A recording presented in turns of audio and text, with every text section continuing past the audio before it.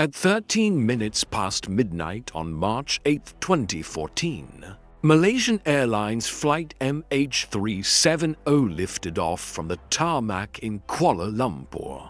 Its destination, Beijing. On board were 227 passengers, 10 flight attendants, and 2 pilots. At the helm was Captain Zahari Ahmad Shah, a highly experienced 53-year-old pilot.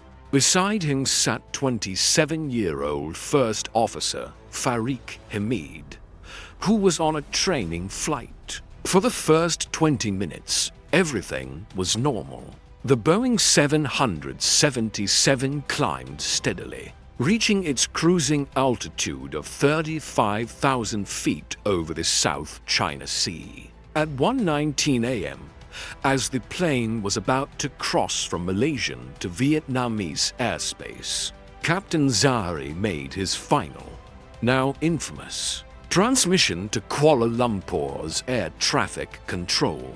"Good night, Malaysian 370.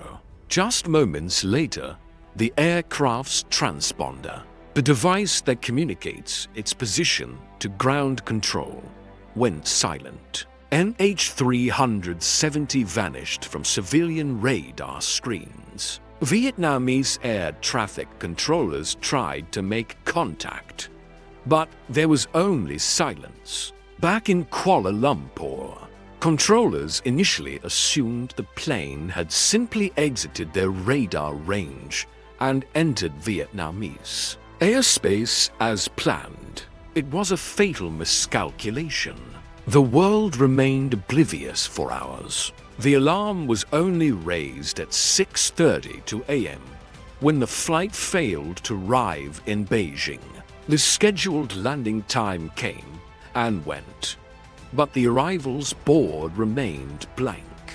Panic began to set in. Where was the plane? An unprecedented international search effort was launched. 34 ships and 28 aircraft from 7 different countries began scouring the South China Sea, the plane's last known location.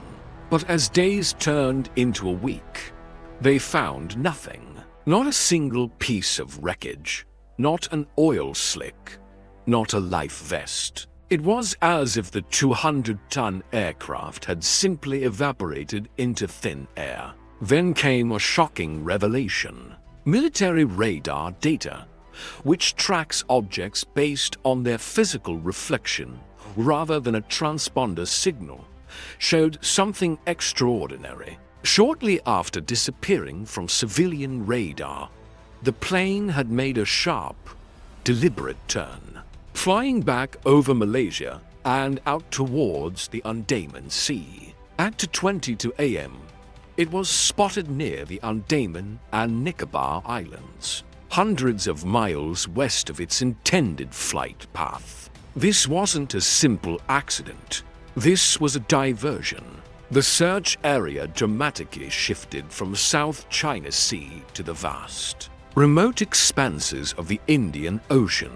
Investigators turned to another piece of data, faint electronic pings or handshakes, that the plane's satellite communication system had automatically sent to a satellite operated by the British company Inmarsat. These handshakes continued for nearly 7 hours after the plane disappeared from radar. They didn't provide a precise location, but they allowed analysts to calculate to possible flight paths. A northern arc stretching over Central Asia, and a southern arc heading deep into the southern Indian Ocean. After analyzing the signals, experts concluded the southern arc was the only viable route.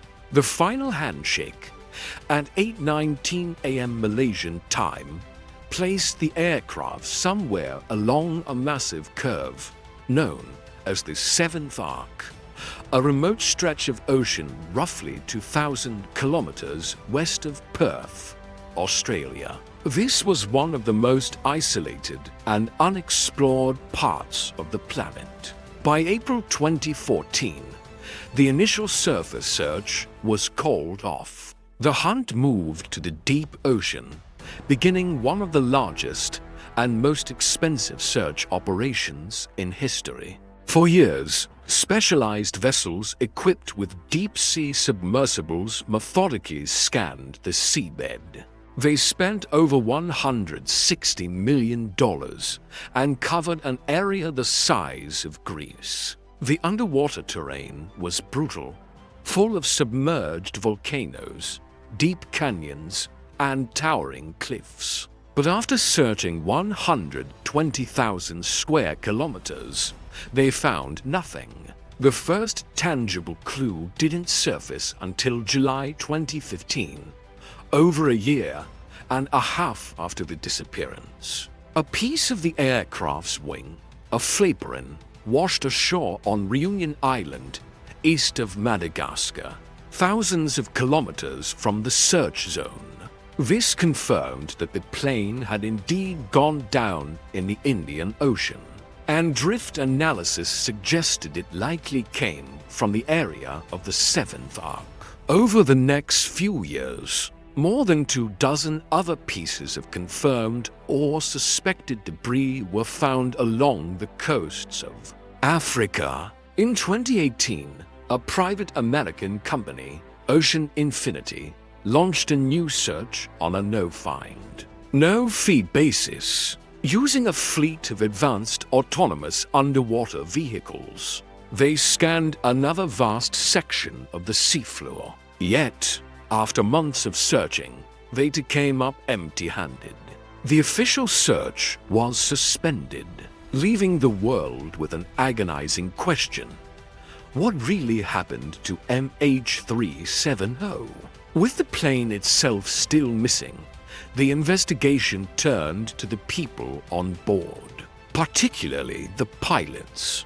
The most prominent theory was that Captain Zahari Shah had deliberately hijacked his own aircraft in a carefully planned act of mass murder-suicide. Proponents of this theory point to the flight's bizarre movements, the sharp 180-degree turn, and the subsequent flight path, which seemed to weave along the border of Malaysia and Thailand as if to avoid detection by either country as radar, could not have been executed by the autopilot alone.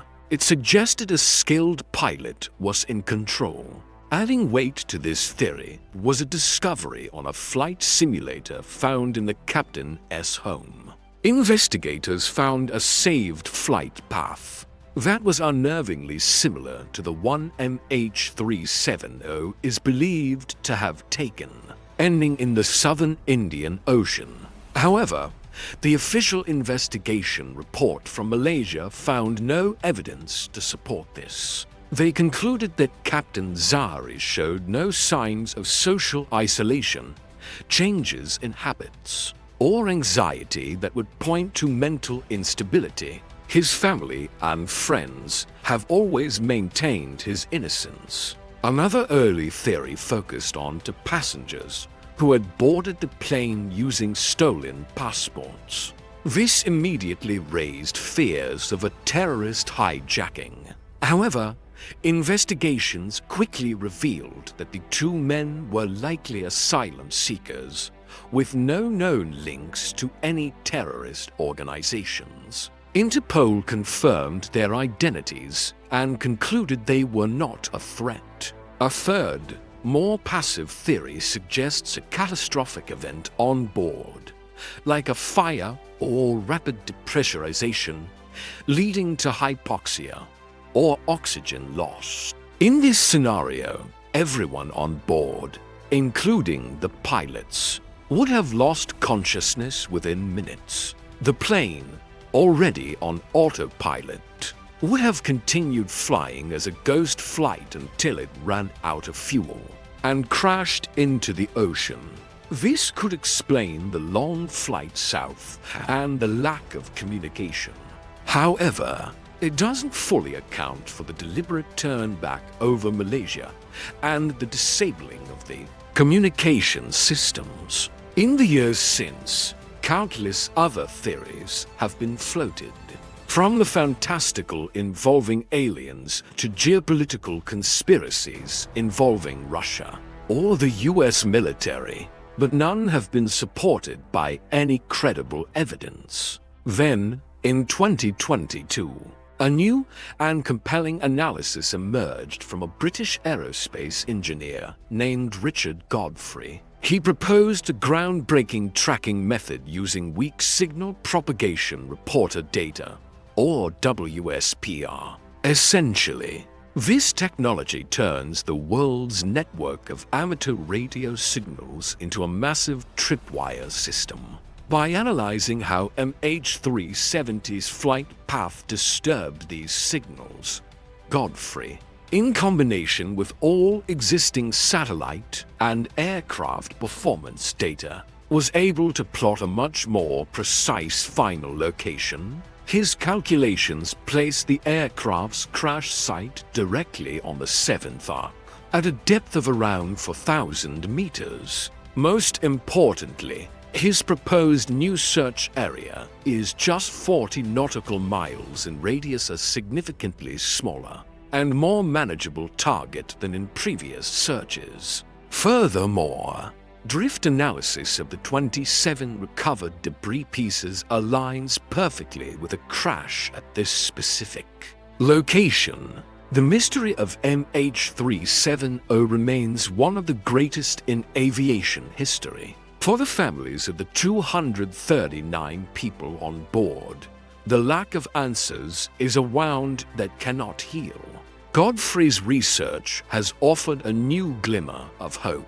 Many are now calling for a new search to be launched based on his findings. Could this finally be the key to solving the puzzle and bringing closure to the victims' families? What do you believe happened to the flight? Was it a deliberate act, a tragic accident, or something else entirely? Let us know your thoughts in the comments below. If you found this investigation fascinating, please give this video a like, share it with your friends, and subscribe to our channel for more deep dives into unsolved mysteries. Don't forget to hit that notification bell so you never miss an update. Thanks for watching.